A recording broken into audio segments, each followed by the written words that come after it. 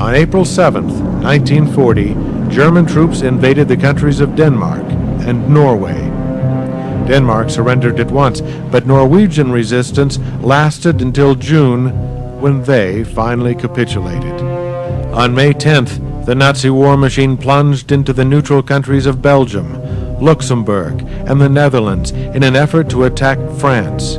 Between World War I and World War II, a 250-mile-long series of heavily defended fortifications were constructed along the border between France and Germany. This was known as the Maginot Line. By going through the neutral countries, the Germans would be able to bypass the Maginot Line and attack France from northern Belgium. The brunt of the German attack on the Netherlands was in Rotterdam, where an intensive aerial assault by the Luftwaffe leveled the city. With the country being overrun by German forces, including Nazi paratroopers, the Dutch surrendered on May 14th. In Belgium, 50 infantry divisions and 7 panzer units drove into the Ardennes forest, taking the ill-prepared Allied forces completely by surprise. The assault of German artillery and dive-bombing Stukas forced the French army to retreat. By May 12th, the Germans crossed over into France and soon were moving northward to attack Allied forces on the coast. On the same day the Germans launched their western offensive, Neville Chamberlain stepped down as British Prime Minister and was replaced by Winston Churchill. Knowing that Britain must win the war, he exclaimed, "Victory at all costs. Victory in spite of all terror. Victory, however long and hard the road may be. For without victory, there is no survival."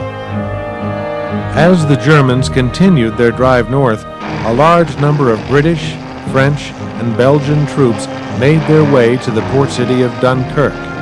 The troops soon found themselves under siege by German artillery fire and constant air raids. As the Allied troops defended their position, the British government began the evacuation of Dunkirk. A variety of ships, including barges, fishing boats, pleasure craft, and destroyers, were sent across the English Channel to rescue the beleaguered soldiers. As the ships approached the shore, the soldiers, who were lined up on the beaches, waded or swam out to them. Over a 9-day period, 30 warships and some 665 boats were sunk by enemy fire.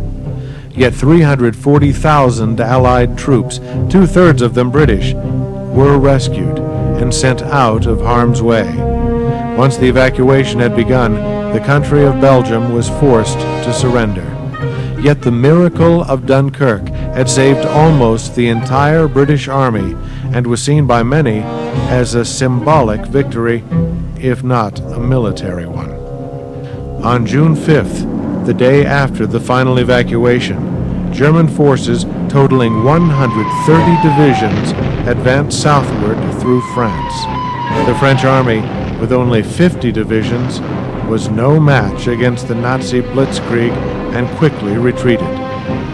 On June 14, 1940, the citizens of Paris wept as German soldiers marched through their streets. 2 days later, Paul Reynaud, the French premier, resigned and was succeeded by Marshal Philippe Pétain, the military hero from the First World War. Pétain called for a truce with Germany. On June 22nd, an armistice was signed in the same train carriage that witnessed the 1918 surrender of Germany. Under the terms of the armistice, Germany would occupy northern France. In the south, Pétain would lead a collaborating yet independent French government with its capital at Vichy. British Prime Minister Winston Churchill, predicting Hitler's next move, spoke to the people of Great Britain. The Battle of France is over. The Battle of Britain is about to begin.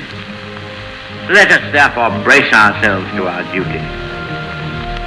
So bear ourselves that if the British Empire and its Commonwealth last for 1,000 years, men will still say, this was their finest hour. With the fall of France, Hitler and his generals began to plan the invasion of Great Britain, codenamed Operation Sea Lion. Before Britain could be conquered by land, however, it would have to be conquered by air. To accomplish this task, Hitler turned to the chief of the German Luftwaffe, Hermann Göring, and ordered a full-scale air assault on the island nation. In August, the Luftwaffe began bombing airfields used by the RAF, the Royal Air Force. Although the Germans had a superior number of planes, it was the British who had the advantage. A new invention called radar was used to detect the German Air Force as they left their bases in France and gave the British Fighter Command advance warning of their air raids. And since the Luftwaffe took off from France, it had a limited fuel supply over the skies of Britain. The Battle of Britain witnessed some of the fiercest dogfights in military history. The numerically inferior Royal Air Force fought gallantly and proved its mettle. The Luftwaffe lost 2 planes for every British plane it destroyed, but still, the Nazis' constant attacks were taking their toll on the RAF. On August 23rd, the Luftwaffe bombed London. 2 days later, the RAF retaliated and bombed the heavily defended German capital of Berlin. An infuriated Hitler ordered the Luftwaffe to stop its campaign against the RAF's airfields and begin a full-scale aerial assault of London. On September 7th, the Germans launched a major air attack the London newspapers dubbed the Blitz.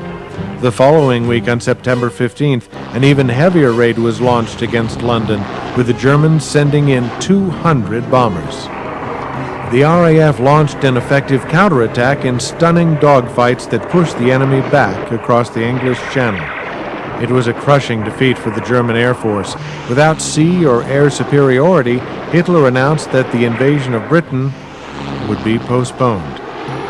In a speech given in the House of Commons honoring the brave men of the RAF, Winston Churchill said, "Never in the field of human conflict was so much owed by so many to so few." The Battle of Britain was over. Yet in the months that followed, the Luftwaffe continued to bomb the cities of England in destructive night raids.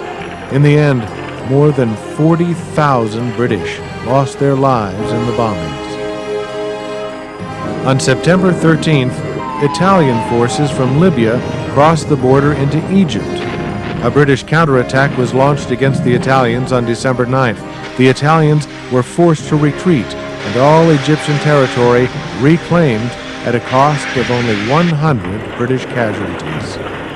On September 27th, Japan officially joined the Axis powers. In November, they were joined by Hungary, Romania, and Slovakia.